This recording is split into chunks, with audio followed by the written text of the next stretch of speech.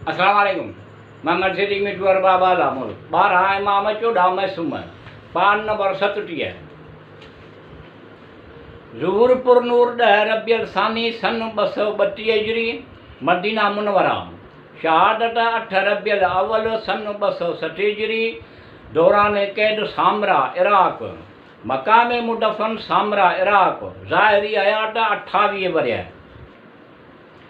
सिलसिला इमामत जी 11 ताजदार इमाम हसन असगरी अलैहिस्सलाम जी आमद बासादत 10 रबियल सानी सन 232 हिजरी ते मदीने मुनवरा में इमाम अली नकी अलैहिस्सलाम जे घर हदीजा खातून जे मुबारक हंज में थी संदन वालदा माजिदा गे हदीज जे नाले सां जड़ियो वियो आहे। जंहिं वक़्तु संदन आमद बासादत थी उन वक़्तु संदन वालिद इमाम अली नकी अलैहिस्सलाम जिन जी ॼमार 16 साल चंद माह हुई। संदन आमद बासादत खां पोइ इमाम अली नकी अलैहिस्सलाम हुज़ूर सल्लल्लाहु अलैहि वसल्लम पारां संदन रखियल नालो हसन साणन मनसूब कयो। संदन आमद बासादत वक़्तु वासिक बिल्लाह हाकिम वक़्तु 247 हिजरीअ में मुस्तनसर हाकिम थियो। 248 हिजरीअ में मुस्तईन जी हुकूमत क़ाइमु थी। 252 हिजरीअ में मोतज़ बिल्लाह तख़्त नशी थियो जंहिं इमाम अली नकी अलैहिस्सलाम खे शहीद करायो। उन बैदि 255 हिजरीअ में महदी बिल्लाह ऐं पोइ 256 हिजरीअ में मुअतमद अब्बासी ख़लीफ़ो थियो जंहिं इमाम हसन असगरीअ खे शहीद करायो। इमाम हसन असगरी अलैहिस्सलाम जो इस्म हसन कुनियत अबू मुहम्मद ऐं लक़ब असगरी हादी ज़की ख़ालिद सिराज इब्न रज़ा तमामु घणा मशहूरु आहिनि। इमाम हसन असगरी अलैहिस्सलाम जिन जी ॼमार 4 महीना थी त संदन वालिद इमाम अली नकी अलैहिस्सलाम जिन संदन लाइ इमामत जी वसियत कई ऐं फरमायाऊं त मूंखां पोइ ई मुंहिंजो जानशीं हूंदो ऐं पाण अलैहिस्सलाम उनहीअ ते कुझु माण्हुनि खे गवाह बि कयाऊं। फर्ज़ंदाने रसूल ख़ुदा सल्लल्लाहु अलैहि वसल्लम जिन अहमाले सालिह जा ताजदार आहिनि उन्हीअ करे उन दौर जा हाकिम अहल बैत अलैहिस्सलाम खां ख़ौफ़ज़दा हुजण सबबि नफ़रत कंदा हुआ। उन्हनि जो इहो ख़्यालु हो त किथे सॼी दुनिया संदन तरफ़ माइल थिए अहल बैत अलैहिस्सलाम खे पंहिंजो बादशाही वक़्तु तस्लीम न करे छॾे ऐं उन ई ख़्याल तहत आले मुहम्मद सल्लल्लाहु अलैहि वसल्लम जे दुश्मन हाकिम वक़्तु मुतवक्किल अब्बासी 236 हिजरीअ में इमाम अली नकी अलैहिस्सलाम खे जबरी तौर सरमन राय घुराए वरितो। उन वक़्तु इमाम हसन असगरी अलैहिस्सलाम जिन जी ॼमार 4 साल चंद महीना हुई ऐं खेनि पंहिंजे वालिद सां गॾु सरमन राय वञिणो पियो ऐं पोइ सरमन राय में क़यामत दौरान हिन पोइ सभु मसाइब बर्दाश्त कया जेके संदन वालिद माजिद इमाम अली नकी अलैहिस्सलाम जिन खे बर्दाश्त करना पिया। हिकु भेरे इमाम अली नकी अलैहिस्सलाम जिन पंहिंजे घर नमाज़ जी अदायगीअ में मसरूफ़ हुआ त इमाम हसन असगरी अलैहिस्सलाम खूह में किरी पियो। घर जे औरतुनि दाहूं करणु शुरू कयूं पर इमाम अली नकी अलैहिस्सलाम जिन नमाज़ जी अदायगीअ में ई मसरूफ़ रहिया। नमाज़ जी अदायगीअ खां पोइ इमाम अली नकी अलैहिस्सलाम जिन फरमाए घुरायो त हसन असगरीअ खे को बि नुक़सानु न पहुचंदो। उन दौरान खूह जो पाणी बुलंद थियो ऐं सभिनी ॾिठो त इमाम हसन असगरी अलैहिस्सलाम पाणीअ सां खेॾे रहियो आहे। संदन असगरी लक़ब बाबति उलमा लिखनि था त हाकिम वक़्तु खेनि सरमन राय सामरा जे जंहिं पाड़े में तरसण ते मजबूर कयो उन पाड़े जो नालो अस्कर हो। उन इलाइक़े जो इहो नालो उन करे हो जो बादशाह उते फ़ौजी छावनी ठाही हुई या उन जाइ ते मुतवक्किल अब्बासी पंहिंजे फ़ौज जी नुमाइश करे इमाम अली नकी अलैहिस्सलाम जिन खे मरऊब करणु चाहियो। पर जॾहिं इमाम अली नकी अलैहिस्सलाम जिन पंहिंजे 2 आङुरनि जे विच मां हिन ख़ुदाई फ़ौज जो मुशाहिदो करायो त मुतवक्किल बेहोश थी वियो। उन वक़्त खां इमाम अली नकी अलैहिस्सलाम इमाम हसन असगरी अलैहिस्सलाम जो लक़ब असगरी मशहूरु थी वियो।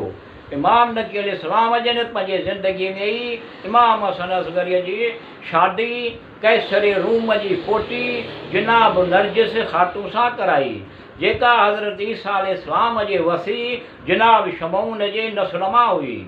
उन बैदि जॾहिं 3 रजब 254 हिजरीअ ते इमाम अली नकी अलैहिस्सलाम जिन जी शहादत थी त इमाम हसन असगरी अलैहिस्सलाम जिन इमामत जो आगाज़ थियो। इमाम अलैहिस्सलाम जे इमामत ऐं विलायत जो ज़मानो 6 साल कुझु महीना 254 हिजरीअ खां वठी 260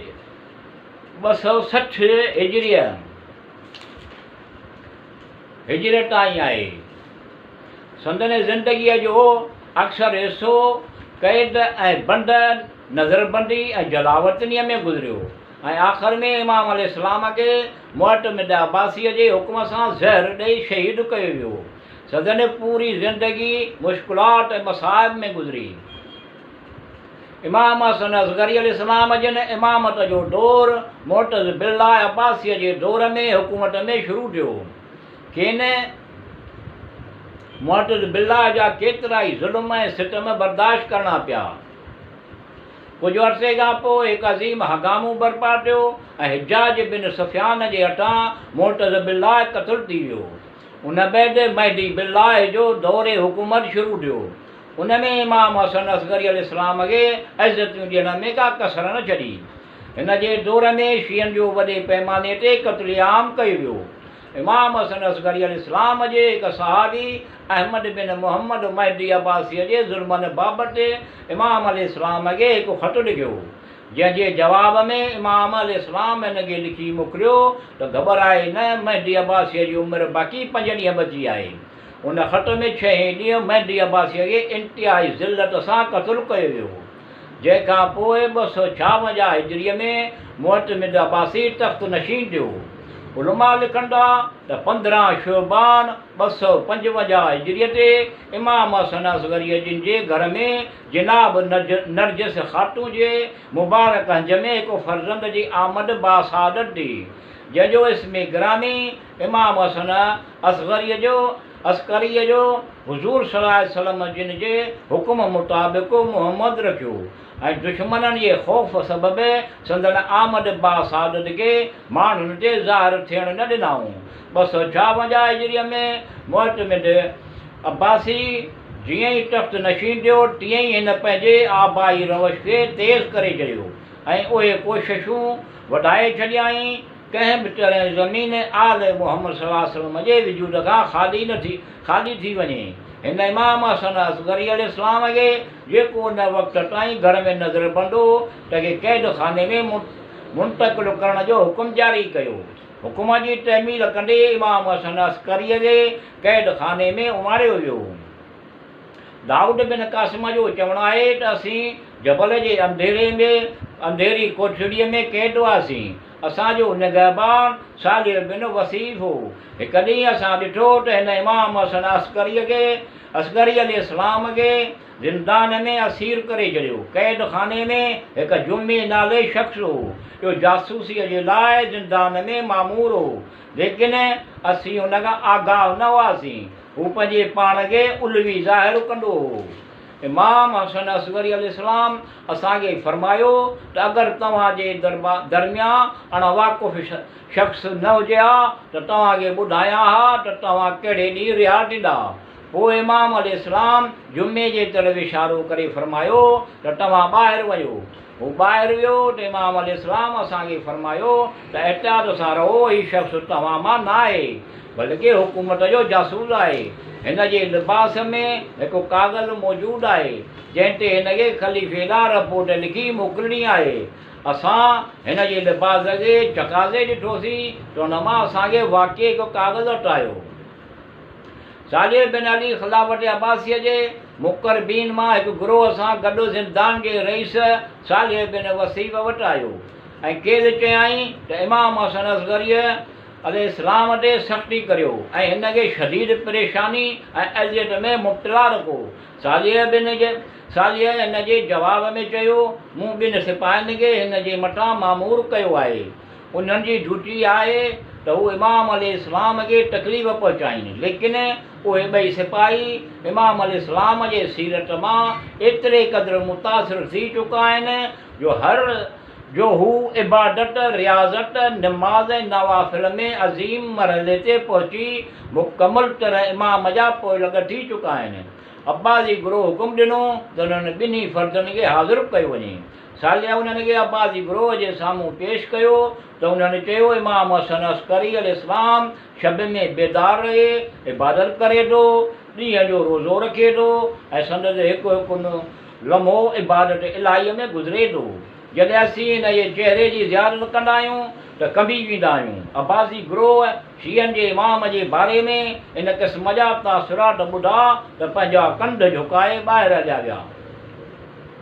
इमाम हसन अस्करीअ जे जिन अञा क़ैद खाने में हुआ त सामरा में 3 सालनि खां जारी ॾुकार शिदत इख़्तियार करे वियो ऐं बुख ऐं उञ सबबि माण्हू मरण लॻा। इहो हाल ॾिसी ख़लीफ़े मुअतमिद अब्बासीअ माण्हुनि खे हुकुम ॾिनो त 3 ॾींहंनि ताईं मैदान जे ॿाहिरि गॾु थी निमाज़ इस्तिग़ा पढ़नि। माण्हुनि 3 ॾींहंनि ताईं निमाज़ इस्तिग़ा पढ़ी दुआऊं घुरियूं पर बरसाति न पई। चौथे ॾींहुं बगदाद मां नफ़ार जे हिकु जमायत सहरा में आई ऐं उन्हनि मां हिकु राहिब आसमान ॾांहुं हथ बुलंद कया त फ़ौरन ककर छाइजी विया ऐं बरसाति वसणु शुरू थी वई। ॿिए ॾींहुं बि राहिब सहरा में हथ बुलंद कया त थोरी देरि में ई बरसाति वसणु शुरू थी वई। इहो ॾिसी माण्हू उन खां मरऊब थियण लॻा ऐं के त मुर्तद थी विया। उन वाक़े ख़लीफ़े मुअतमिद अब्बासीअ खे एतिरो मजबूर कयो जो हिन हसन असगरीअ खे क़ैद खाने मां घुराए चयो त अबू मुहम्मद सल्लल्लाहु अलैहि वसल्लम पंहिंजे जद उम्मत जी सार रही खेनि गुमराहीअ खां बचायो। उन बैदि मुअतमिद अब्बासीअ इमाम अलैहिस्सलाम खे सॼे वाक़े खां आगाह कयो। इमाम हसन असगरी अलैहिस्सलाम जिन फरमायो त सुभाणे राहिबनि खे ॿीहर सहरा में घुराए खाइनि बरसाति लाइ दुआ कराई वञे।